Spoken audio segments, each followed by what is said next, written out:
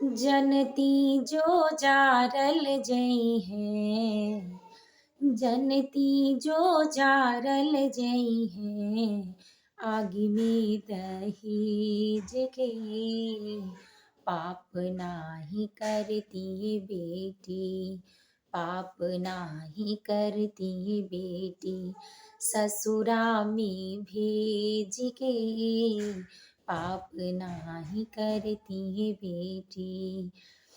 निबिया के डाल जनी कटी है बाबा, निबिया चिरैयन के बसेड़ हो, होत बिन सहरा हो, उड़ी है चिड़ैया, चिड़ैया रही जई है डलिया अकेले हो।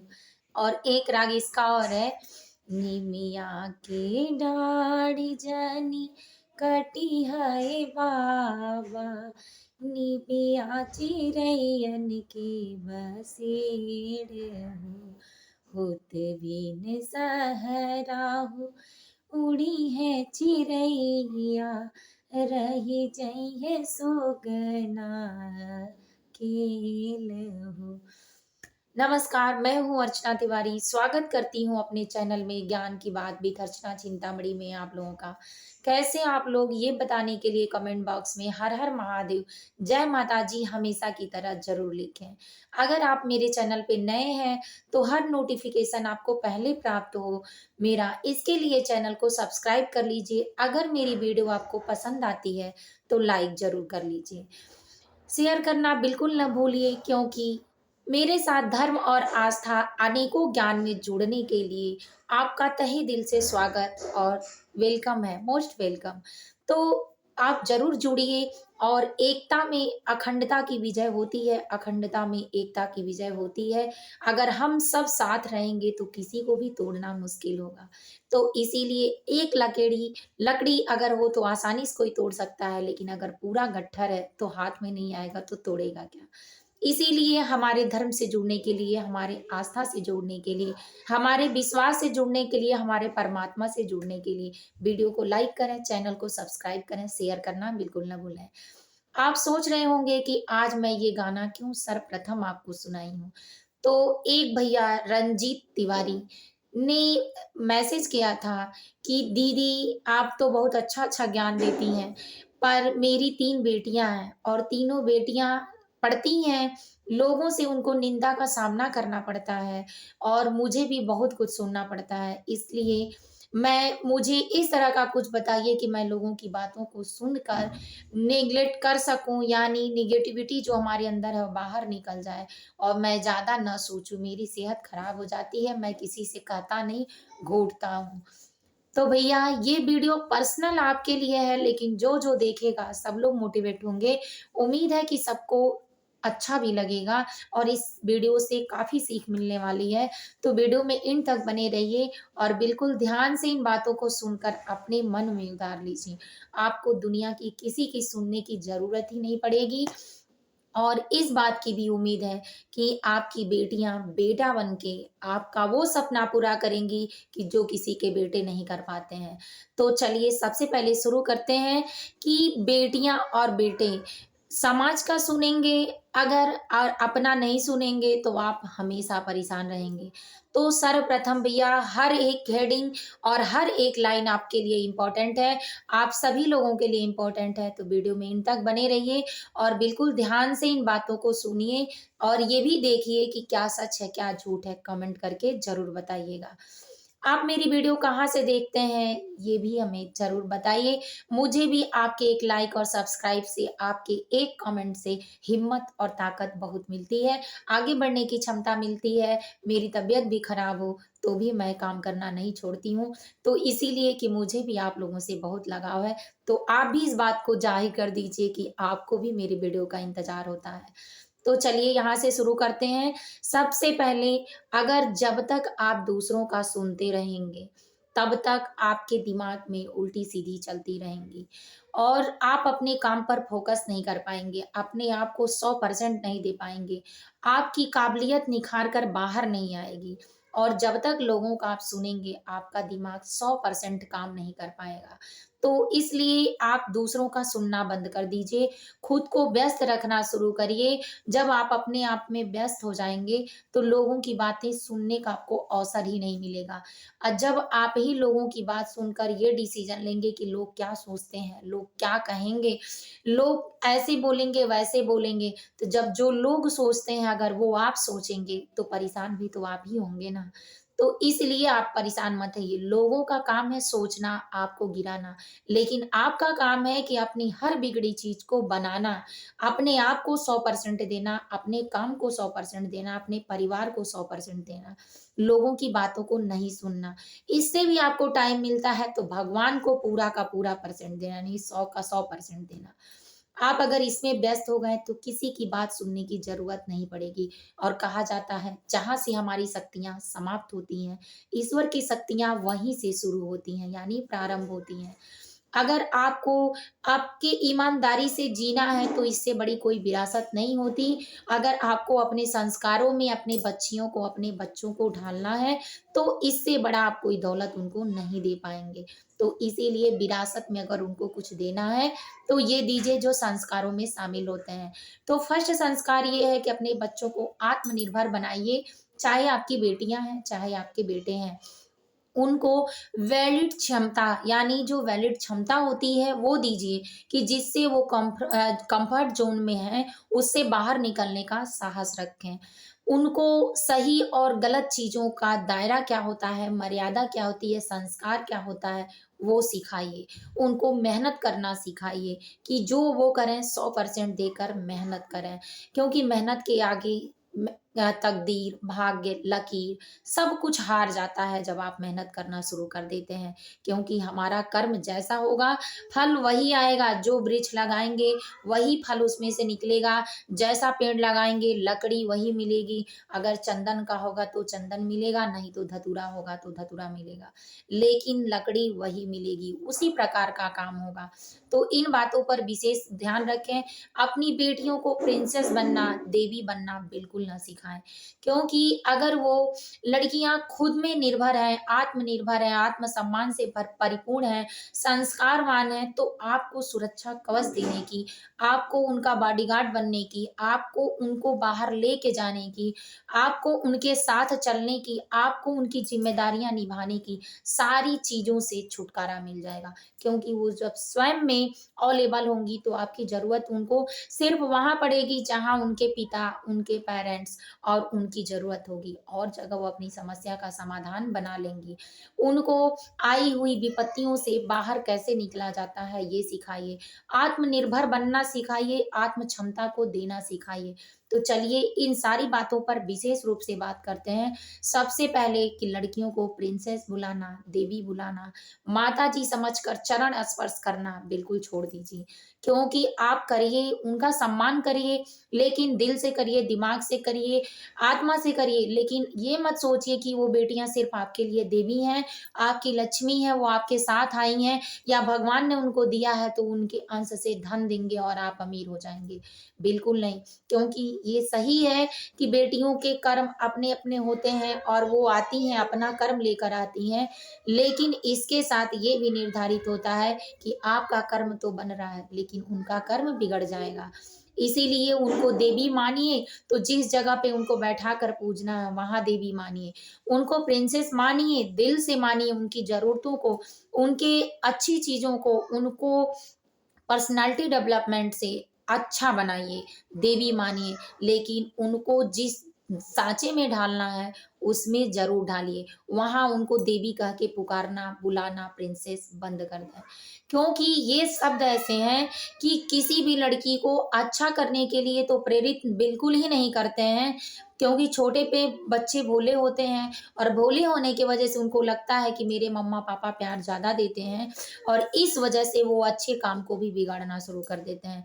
जो उनके हार्मोन्स होती है, मेंटलिटी होती है, जो काम करने की क्षमता, विकास का माध्यम होता होता है, वो पीछे खींचता है, वो वहीं से रुक जाता है, वहाँ से उसके मार्ग बँटने लगते हैं। जो एकाग्र मन होता है, मोटिवेशन होता है, हाई थिंकिंग होती है, वो लेवल से दबने लगता है, ऊपर नहीं निकल पाता है। इसीलिए प्यार 2 तरीके का होता है, एक बिगाड़ने के लिए, एक बनाने के लिए। वहाँ ज़रूरी ये होता है कि उसमें संस्कार, मर्यादा, इज़्ज़त कितनी है और कहाँ तक लेके जाएगा।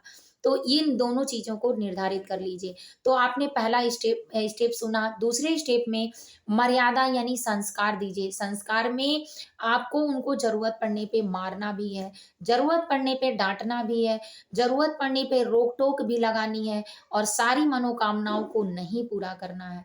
अगर वो कहती हैं कि हमको आज घूमना है, तो आज बिल्कुल नहीं घूमना है। वो भी प्यार से कि मैं व्यस्त हूँ, मैं ऐसे हूँ, वैसे हूँ, तब तक आपको इंतज़ार करना है जब तक उनका भोलापन नहीं दूर हो जाता है। जब बचपना निकलेगा, उसके बाद आप जो समझाएँगे, अपने संस्कारों में ढालेंगे, तो वो ज़रूर सुनेंगी। तीसरा स्टेप है कि अपनी अमीरी नहीं, अपनी जो खूबियाँ हैं, वो नहीं दिखानी है, अपनी गरीबी भी दिखानी है, अपनी ज़रूरतों को भी दिखाना है और अपनी कमियों को भी बताना है। चाहे कहानी के माध्यम से हो, ज़रूरत के माध्यम से हो, कमियों के माध्यम से हो। अगर कोई अपने बच्चे को अच्छा बना सकता है, तो जब तक बच्चा अपने माँ-बाप के दिल से अटैच नहीं होता है, जब तक बच्चा अपने माँ-बाप के कर्मों से अटैच नहीं होता है, जब तक बच्चा अपने माँ-बाप के दुःख और दर्द को नहीं सूँघता देखता है, तब तक सही रास्ता नहीं पकड़ता है। क्योंकि 100 में 99% ऐसे बच्चे हैं समाज में कि जो सिर्फ़ सारी ज़रूरतों को पूरा होने के बाद बिगड़ गए हैं। तो इसलिए बहुत अमीर बाप के बेटे हैं, लेकिन उनके हिसाब से उनकी बातें नहीं सुनते हैं। लेकिन गरीब से गरीब अगर परिवार है और बेटा हो या बेटी हो, तो मेहनत करना ज़्यादा जानते हैं। उनको लगता है कि हमारे पिता हमारे यहाँ तक कि अगर माता मेहनती है, पिता मेहनती नहीं है, कमा के भरपूर बच्चों को पोषण नहीं दे पाता है, तो भी एक माँ की ज़रूरत के हिसाब से बच्चे ढलकर आगे चलकर अपनी विरासत, संस्कृति, सभ्यता को पूरा बना लेते हैं, सिर्फ़ माँ के कहने पर। क्यों? क्योंकि उनको कमियों का एहसास हुआ है, क्योंकि उनको ज़रूरतों का एहसास हुआ है। उनकी उनका दृष्टिकोण यहाँ रहा है कि चाहे मेहनत जितनी भी लगेगी, कर्म जितना भी लगेगा, लेकिन हमको सफल होना है। तो इसलिए लड़कियों को हमेशा क्षमतावान, संस्कारवान बनाएँ, उनको बूस्ट करें हमेशा आगे जाने के लिए कि तुमको आगे बढ़ना है, तुमको ये बनना है, तुम ऐसे होगी तो हमारा ये होगा, तुम ऐसे होगी व ये होगा। ये कहकर उनके संस्कारों में ढालकर आगे बढ़ाएँ। अब सवाल ये उठता है कि लड़कियों को मर्यादा, संस्कार में किसी से बात कैसे करना है? अगर सम्मान कोई देता है तो सम्मान लौट कर ही आता है। जब हम किसी की इज़्ज़त करते हैं तो वही तभी हमारी इज़्ज़त होती है। क्योंकि बार-बार प्यार नहीं होता, बार-बार प्यार में कोई नहीं होता और बार-बार प्यार से ज़िंदगी नहीं होती। शादी के बाद इज़्ज़त मिलती है, कुछ ही दिन मिलती है। बचपन में प्यार मिलता है, कुछ ही दिन मिलता है और बुढ़ापे में भी इज़्ज़त मिलती है तो संस्कार और विरासत से मिलती है। तो इस बात से बिल्कुल अवगत कराएँ अपने बच्चों को कि जब भी वो बढ़ेगा तो संस्कार में बच्चा छोटा है तो छोटे पे आप 5 साल के नीचे के बच्चों को अगर अपने अंडर में नहीं कर लिए, आपकी बातें नहीं सुन रहे हैं, तो बड़े होकर मैं गारंटी देती हूँ कि वो नहीं सुनेंगे पूरा। सिर्फ़ इसलिए नहीं सुनेंगे या तो कोई आकस्मिक घटना होगी जिसमें वो आपके साथ टूटते हैं तब सुनेंगे, नहीं तो नहीं सुनेंगे। तो इसलिए आप शुरू से ही उनको अपने अंडर में लेना शुरू करिए। उनको प्यार करिए, दुलार करिए, उनकी ज़रूरतों को पूरा करिए, उनके पेट भरिए। लेकिन उनके ज़रूरत में भी देखिए ज़रूरत क्या है क्योंकि उनकी ज़रूरतें आपको देखनी है, उनको खुद नहीं देखनी है। तो इसमें आप सही संस्कार दे पाएँगे। कपड़े ऐसा पहनाइए कि उनको आदत हो जाए कि वो पूरे कपड़े पहन के रह पाएँ, आधे कपड़े मौसम के हिसाब से पहन के रह पाएँ, समाज के हिसाब से पहन के रह पाएँ मर्यादा में। क्योंकि जब तक कोई चीज़ दिखता नहीं है, तब तक बिकता नहीं है। दुकान पे आप सारी सामग्री बाहर निकाल कर देखेंगे रखेंगे तो लेने वाला जो पसंद आएगा ज़रूर लेगा। क्योंकि कम में मिले, ज़्यादा में मिले लेकिन उसकी ज़रूरत और उसकी पसंद है। उसकी ज्ञान इंद्रियाँ वहीं काम कर रही हैं तो उसको चाहिए। तो ठीक उसी तरह से शारीरिक क्षमता भी होती है और शारीरिक लक्षण भी होते हैं। जब कोई चीज़ आप किसी को प्रदर्शनी में ले आएँगे तो हाँ और ना, ना और नुकुर, अच्छा और बुरा कहने का उसको पूरा-पूरा चांस मिलेगा। इसीलिए स्वच्छ, सुंदर, अच्छे, महँगे, कंफर्टेबल, स्मार्ट और ओरिजिनल जिसको कहते हैं वो कपड़े आप पहने। वो आप पहन सकते हैं, लेकिन आधे अधूरे नहीं, क्योंकि इसमें आपकी मर्यादा उत्तम नहीं होगी। जो चीज़ें जितना पहन के, सज के अच्छे में अच्छा लगती हैं, उतना नंगे होकर, आधे अधूरे होकर, आधे होकर, कम होकर नहीं लगती हैं। तो इसलिए मर्यादा अपने बच्चों को ज़रूर सिखाएँ।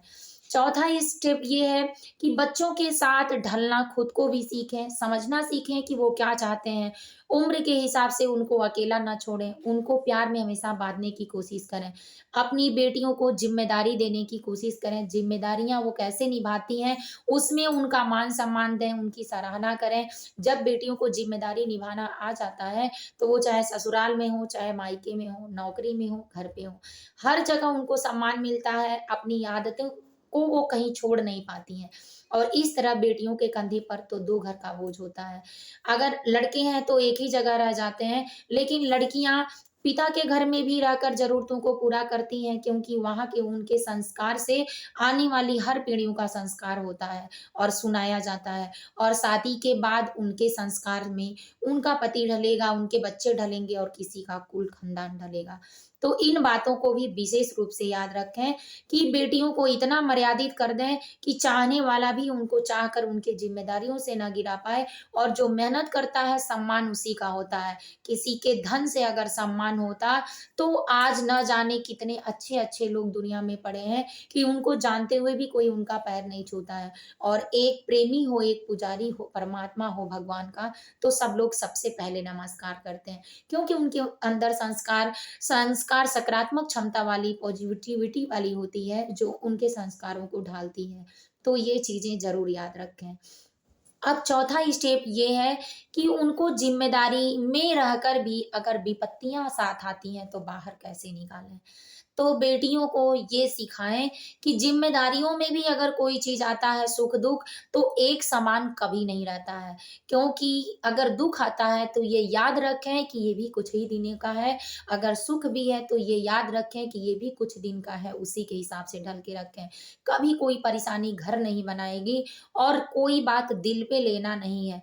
खुद को अगर व्यस्त रखेंगी, अगर अपनी मेहनत में रहेंगी, अपनी ज़िम्मेदारियों के प्रति कोई रहेगा, तो उनको इस बात का टाइम ही नहीं मिलता है कि कोई कुछ कहे और हम सुनें।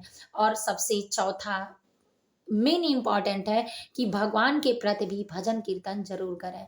एक छोटा-सा उदाहरण है कि अगर आप हरे रामा हरे कृष्णा ही बोलते हैं, या किसी भगवान का अच्छा खासा भजन गाने की आदत डाल ले रहे हैं, मंत्र पढ़ने की आदत डाल ले रहे हैं, यही महामंत्र हरे रामा और हरे कृष्णा है, पूरे दिन में जब खाली रहें गुनगुना रहे हैं, तो आप ये चीज़ करके देखिए कि उसमें अगर कोई आपको बार-बार बुलाता है, कुछ कहता है, तो आप बोल नहीं पाते हैं। क्योंकि अभी आपका भजन चल रहा है। तो इसके माध्यम से अपने आप को व्यस्त रखना है, अपने दिमाग को अपने भगवान में लगाना है। तो कोई ज़रूरी नहीं है कि आप स्पेशल आसन पर बैठें, फूल-माला लें, अगरबत्ती, धूप-वूप का इत्यादि का तैयारी करें। आप जहाँ रहें इस तरह से भी भजन कीर्तन करके, मानसिक पूजा करके अपने उत्तम फलों की प्राप्ति कर सकते हैं। क्योंकि अगर आप सही रास्ते पे हैं, तो आपसे गलती भी हो रही है, तो आपका रास्ता सही जाएगा। क्योंकि वो गलती कुछ ही देर बाद सुधर जानी है। अब सबसे लास्ट इम्पोर्टेंट बातें ये है कि अपने बच्चों को इतना क्षमतावान बनाएँ कि 10 बोलने वाला 100 बोलने वाला अगर हो, तो एक चुप रहने वाला उसको हरा दे। इसलिए कि अगर गलत चीज़ें हैं, तो उसके प्रति बोलने की क्षमता बिल्कुल ना हो। सही है, तो पीछे हटने की क्षमता ना हो। अगर ज़रूरत है, तो पूरा दिन आप काम कर सकते हैं। अगर ज़रूरत नहीं है, तो पूरा दिन आप आराम कर सकते हैं। तो अपने शरीर को पहचानना सीखें। आप जिस शकल सूरत के हो हैं, उसको अपनाना सीखें और उसी को बेहतर बनाना सीखें। क्योंकि कहा गया है कि शरीर सुंदर नहीं होता, चेहरा सुंदर नहीं होता, पर पहने जाने वाला कपड़ा और मुँह से बोलने वाली वाणी आपकी सुंदर सकारात्मक होती है, जिससे लोगों का अट्रैक्शन जो होता है वो बढ़ता है और आपकी बातें समझ में आती हैं। तो अगर ये चीज़ें आपके पास है पर्सनैलिटी डेवलपमेंट में, तो चाहे आप हाइट के छोटे हैं, बड़े हैं, लंबे हैं, गोरे हैं, सुडौल है, बेडौल है, चाहे जैसे हों, आपकी क्षमता निर्धारित है, तो आपका सम्मान होगा। क्योंकि ऐसे-ऐसे पोस्ट पे डीएम भी हैं, जो 5 फुट के भी नहीं हैं, उनकी इज़्ज़त होती है। विकलांग भी हैं, जो उनको सर-सर लोग करके आगे-पीछे दौड़ते रहते हैं। तो यहाँ उनके शकल सूरत नहीं, उनकी काबिलियत और उनकी क्षमता पर उनको सर बुलाया जाता है। तो इसलिए जैसे भी हैं, खुद को स्वीकारें, अपने अंदर के हुनर को बाहर निकालने की क्षमता रखें, लोगों का ना सुनें, क्योंकि जो लोग कहेंगे, अगर आप कहेंगे, तो फिर सोचते रह जाएँगे, समय आपका साथ नहीं देगा। तो उम्मीद है कि ये वीडियो आपको पसंद आया होगा और ये मोटिवेशन पसंद आया होगा। भैया बिल्कुल आप टेंशन ना लें, अगर ये चीज़ें आप अपने बच्चों को सिखाते हैं, ये वीडियो भी उनको बैठाकर सुनाएँ, अपने परिवार के साथ सुनें, क्योंकि मेरा हर एक वीडियो ऐसा होता है जो आप अपने बीवी, बच्चे, परिवार, फैमिली, रिश्तेदारों के साथ सुनकर भी आनंदित हो सकते हैं। सही समय में सही चीज़ों का इस्तेमाल करना सीखें। गलत चीज़ों में जितना टाइम देंगे, जब टाइम का हिसाब होगा, तो आपकी अच्छी चीज़ें उतनी कट जाएँगी और आप परेशानियों का सामना करना पड़ेगा आपको। तो इसलिए अगर आप ऐसी चीज़ें देखते हैं, तो आपके बच्चे भी सुनते हैं, शांत होते हैं, समझते हैं, माइंड काम करना शुरू करता है और उस दिन तो बिल्कुल बेहतर निकलता है और अपने बारे में, अपने सपने के बारे में, भविष्य के बारे में सोचने की क्षमता बढ़ जाती है। सारी चीज़ें प्रैक्टिकल हैं, आप करेंगे तो करके देखेंगे कि आप आनंदित हो जाएँगे और आपका काम भी आगे जा रहा है, आपकी परेशानियाँ कट रही हैं। तो जय माता जी, हर हर महादेव। फिर मिलेंगे एक नए वीडियो में नए ज्ञान के साथ, तब तक के लिए आप सुखी संपन्न रहिए, आनंदित रहिए, अपने घर में माता रानी कल्याण करें। जय माता जी, हर हर महादेव। फिर अगर कोई ऐसी बातें हैं तो कमेंट में ज़रूर बताइए, कमेंट करने के लिए आपका बहुत-बहुत धन्यवाद।